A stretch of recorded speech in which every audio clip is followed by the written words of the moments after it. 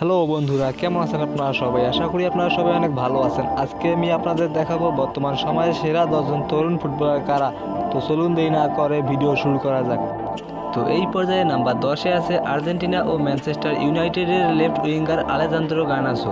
তো নাম্বার 9-এ আছে জার্মানি ও বায়ার্ন মিউনিখের attacking midfielder Jamal Musiala. Number 8-এ আছে স্পেন ও বার্সেলোনার right winger Lamine Yamal. Number 7-এ আছে ব্রাজিল ও আর্সেনালের লেফট উইঙ্গার গ্যাব্রিয়েল মার্টিনেলি।